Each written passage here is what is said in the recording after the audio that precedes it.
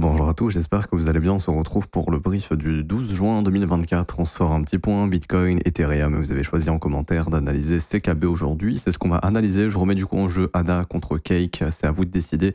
Et je pense que ce sera le dernier jour pour Cake. Sinon, je changerai par une autre crypto. Donc, n'hésitez pas aussi à me donner des idées de crypto que je peux analyser dans une prochaine vidéo. Alors, du coup, le BTC.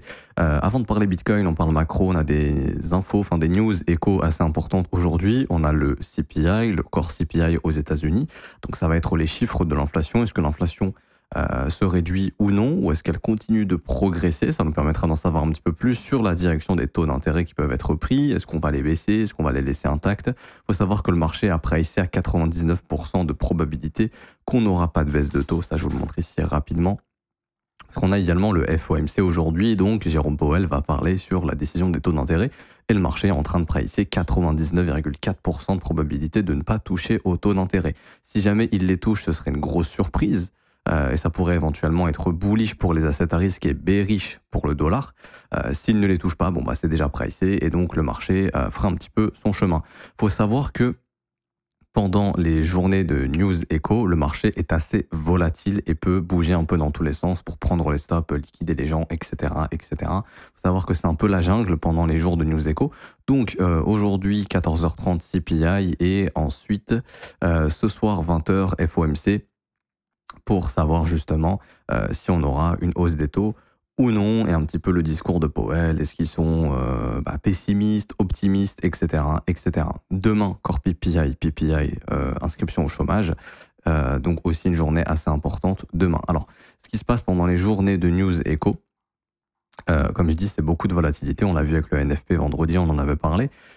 Moi, ce que je fais généralement, c'est que je vais identifier la bougie précédente, donc là c'est une bougie qui est baissière, et je vais simplement identifier le plus haut et le plus bas. Mais avant de faire ça, on va passer en weekly et on va voir que le marché était venu chercher un plus haut weekly ici. Donc on a pris les stops de cette bougie weekly avant de se retourner et d'aller chercher les plus bas de cette bougie weekly. Oui, on y est venu. C'est très léger, mais on est venu prendre les stops de ce lot weekly ici. Donc on pourrait considérer que peut-être le travail a été fait et que cette journée de CPI pourrait éventuellement être haussière. Quand je dis haussière, c'est pas non plus to the moon tout de suite, mais pourquoi pas revenir visiter le haut de cette bougie baissière, voire prendre le plus haut de cette bougie baissière. Ça, c'est pas anodin. Pendant les journées de news écho, très souvent, le marché peut prendre les deux extrémités de la bougie précédente. Donc là, ça serait les 69 600 $ et le plus bas de la bougie d'hier, c'est les 66 000 $ tout rond. Du coup, je vais sur mon graphique en H1 juste ici. Enfin, non, je vais aller en M5. Hop, on va passer en M5 ici. Je vais passer en daily. Hop.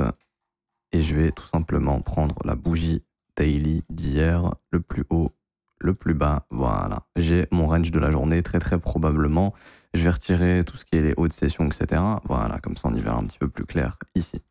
Alors, j'ai mon plus haut daily qui est là et j'ai mon plus bas daily qui est ici. Sachant qu'ici, on a pris un plus bas weekly également, rappelez-vous, et le marché a très bien réagi pour l'instant. On voit également ici qu'on a une belle trendline qui s'est formée, de plein de stops ici. Donc, l'objectif du marché pourrait également être de venir prendre ces stops au-dessus de ce sommet ici pour venir combler ces inefficiences qu'on a laissées sur ce dump, donc un retour dans les 68 500 jusque dans ces inefficiences. En tout cas, ça va être des niveaux d'intérêt en cas de short squeeze aujourd'hui en fonction des chiffres du CPI.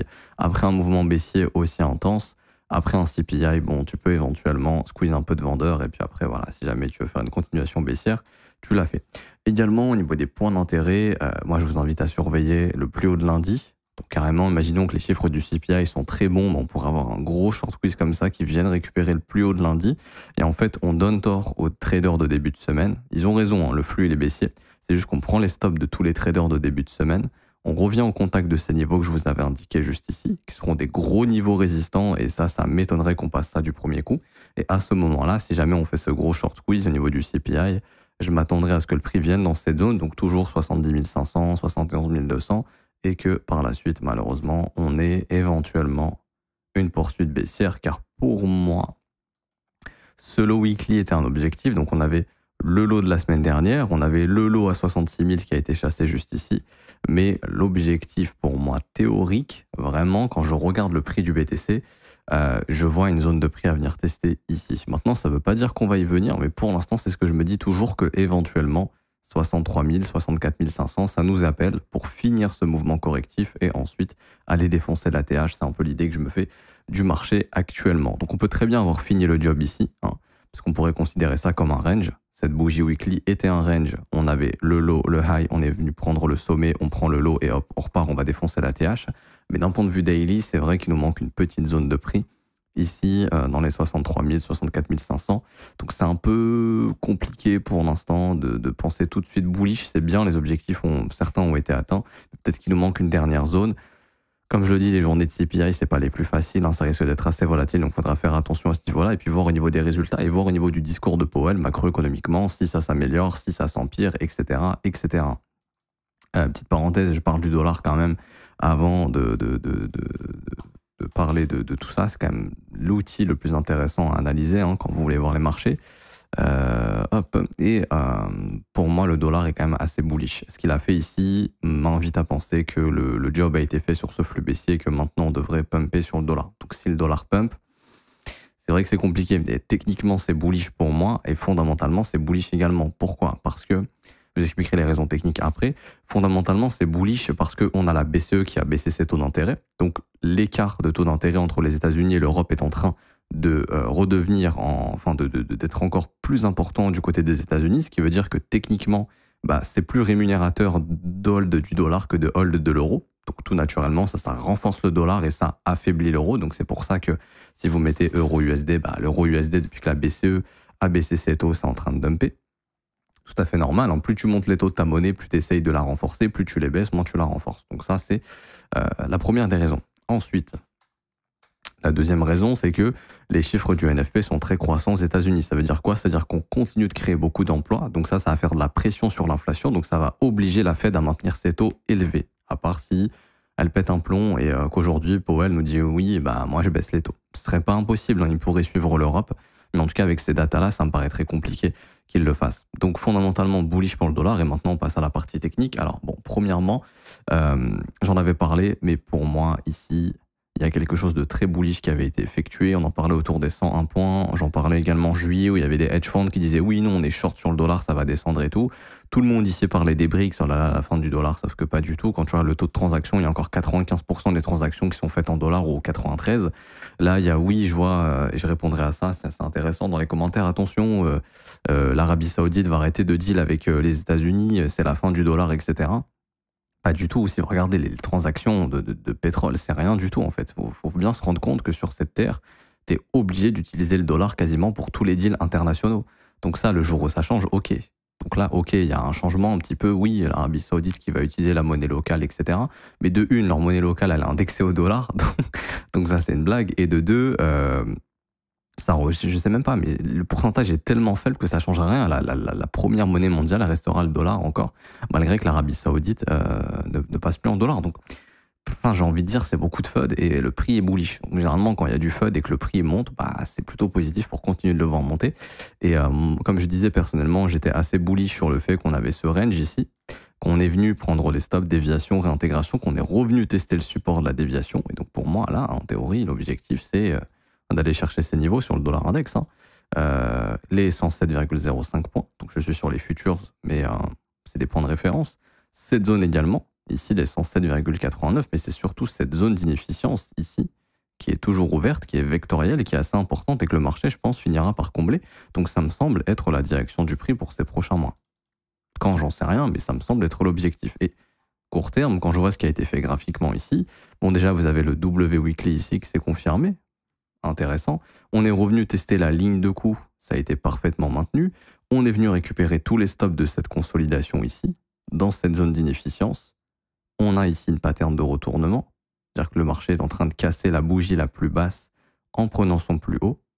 On a également ici, bon c'est assez technique, mais on a une forte résistance ici, car le marché est venu prendre tous les stops, il n'a rien laissé derrière lui, et cette bougie ici, c'est une bougie haussière qui est venue récupérer littéralement tous les stops en même temps. Donc ça, pour moi, pareil, c'est une bougie qui va être extrêmement importante pour la suite. Et en plus de ça, ici, on a cette zone de prix qui est très très pertinente, qui a parfaitement été maintenue. Et pour moi, tant que cette zone est maintenue, je ne peux pas penser bearish sur le dollar. Donc pour moi, le dollar index est bullish.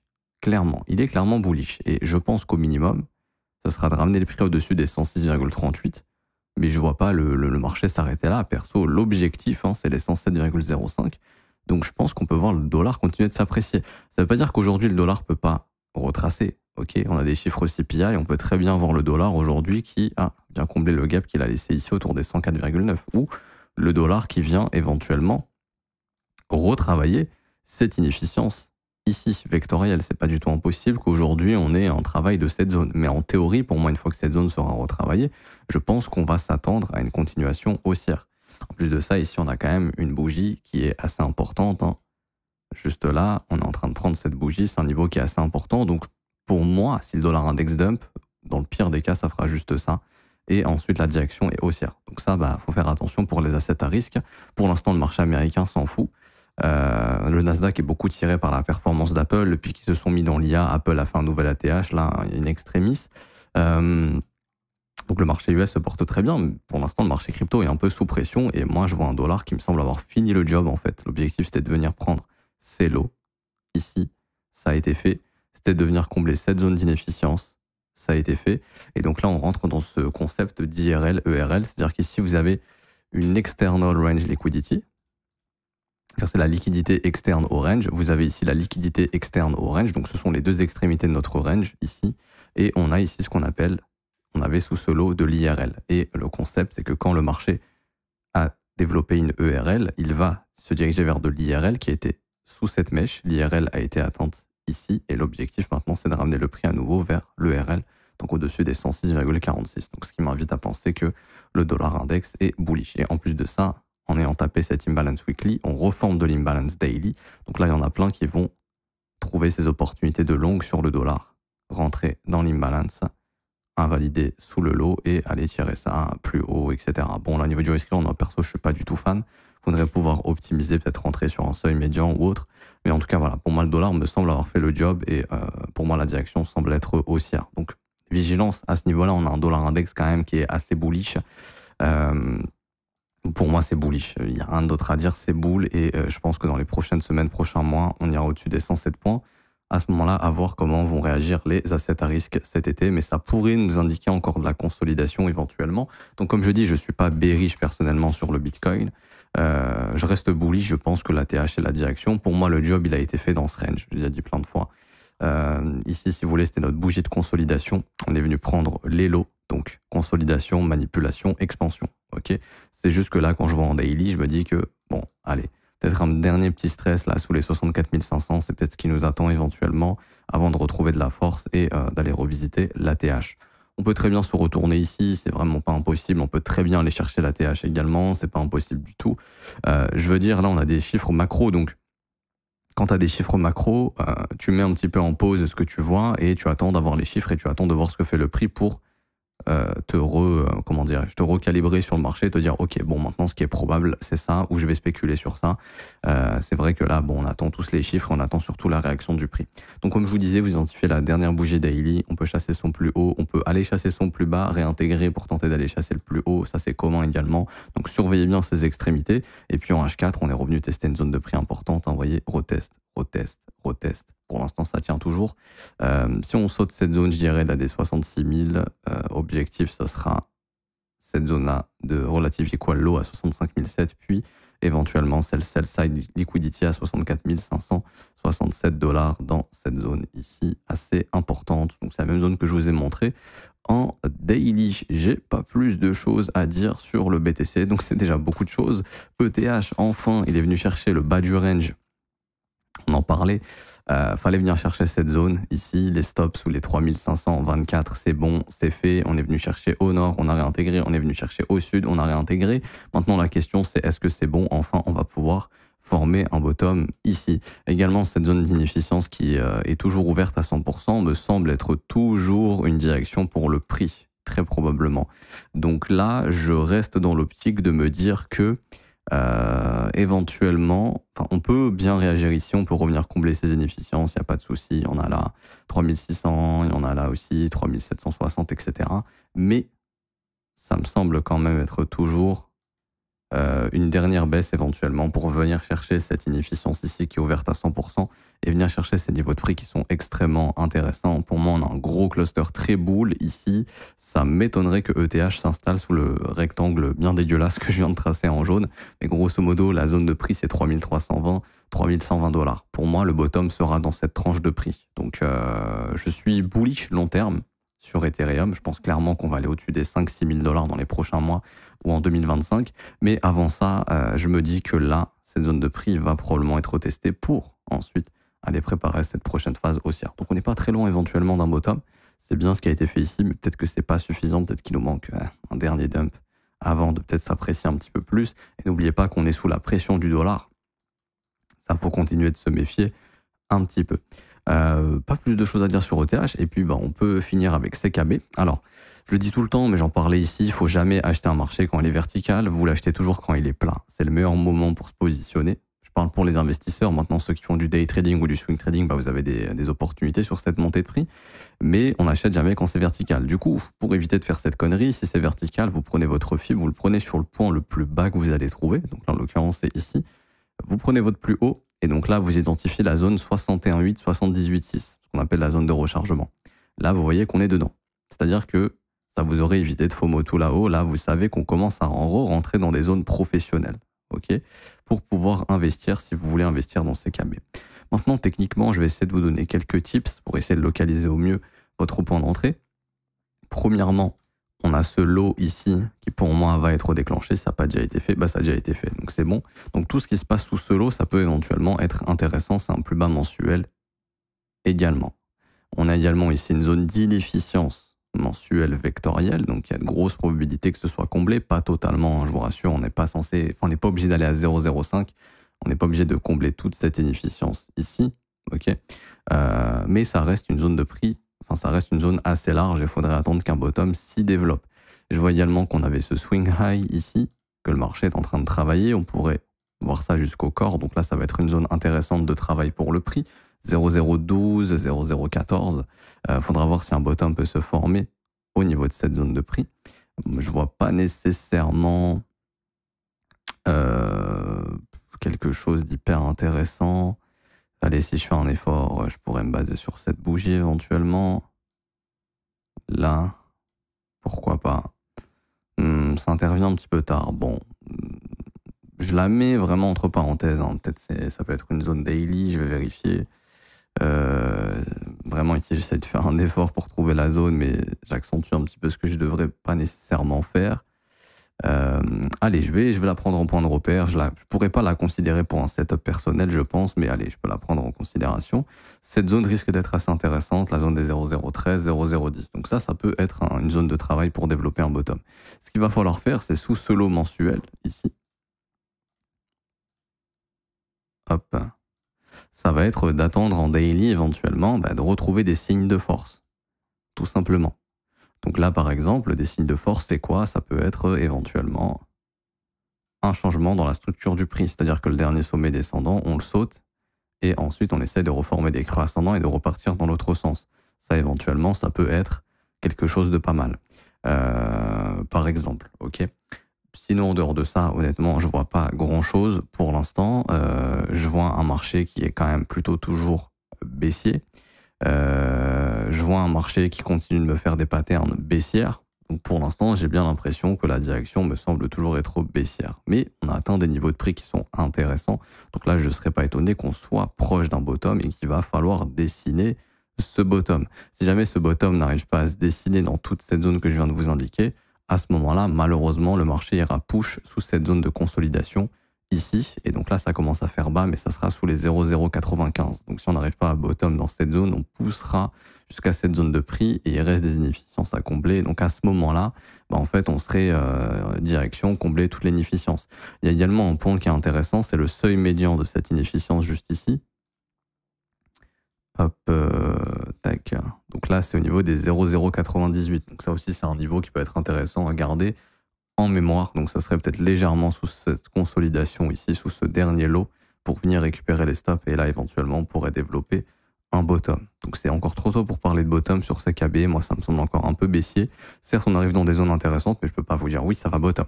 Donc si vous croyez au projet, bah, ce que vous faites, c'est que vous mettez des buy limites comme ça. Hein. Plus ça descend, plus vous achetez. Si vous croyez au projet, je dis bien, et c'est de se créer un prix moyen. Je suis pas fan du DCA sur les altcoins, mais je comprends qu'il y en ait beaucoup qui le fassent. Donc à ce moment-là, ok, pourquoi pas. Ça pourrait être éventuellement un move qui pourrait être intéressant. Je vais checker si on n'a pas quelque chose d'autre. Donc là, je vais passer en mensuel, enfin en annuel, pardon. On n'a rien. Après être revenu prendre le high de 2022, le prix s'est reverse, mais là, je dirais pas dire je dirais pas qu'on ira chasser le lot de 2022, honnêtement. Du coup, j'ai pas grand intérêt ici. Donc ouais, c'est surtout sur cette bougie mensuelle. En gros, cette zone-là, c'est assez large, mais ça va être la zone de travail pour former un bottom et repartir plus haut. Donc, il va falloir être patient et attendre qu'un bottom se forme ici. En cas d'objectif haussier, quand le prix redeviendra haussier, s'il redevient haussier, ça va être assez simple. Mais bon, déjà, premièrement, ce sera le sommet de 2024, donc les 0,038. Ensuite, moi, honnêtement, je vois pas grand-chose. L'objectif, ce sera d'aller faire un nouvel ATH au-dessus des 0,044. Et une fois qu'on a fait un nouvel ATH, ben, on n'a pas grand-chose à se mettre sous la dent. Et du coup, à ce moment-là, il faut faire des extensions. Donc là, je prends l'ATH, je prends le bottom de ce bear market, ici, et je vais faire une extension 161,8-200. Et donc ça sera un objectif en cas de bull run, les 7 centimes jusqu'à peu près 8,6 centimes. Mais j'aurai également un objectif ici, on a notre top, en fonction de où est-ce qu'on a le bottom. Donc allez, là je vais spéculer sur un bottom un petit peu plus bas, comme ça par exemple. On aurait cette zone également des 0,055, 0,066. Ok. Donc toutes ces extensions seront des zones de profit, des objectifs à atteindre pour le marché. Je n'ai pas d'autres objectifs, je pourrais peut-être en avoir un ici sur des objectifs mathématiques autour du chiffre pi.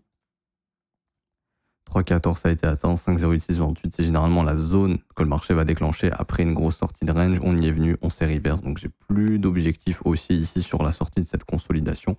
Ouais, on se basera sur ces objectifs. Je m'arrête ici, j'espère que ça vous aura plu. Si c'est le cas, n'hésitez pas à laisser un pouce bleu, vous abonner si ce n'est pas déjà fait. Également, vous pouvez rejoindre une formation gratuite et le VIP gratuitement. Donc vous avez un lien en commentaire épinglé, c'est le premier lien, tous les liens utiles concernant mon contenu. Vous cliquez sur ce lien, ça vous ramène sur cette petite page. Vous vous inscrivez sur BitGet, notre plateforme partenaire. Vous avez des bonus en plus de ça qui ont été mis en place en ce moment.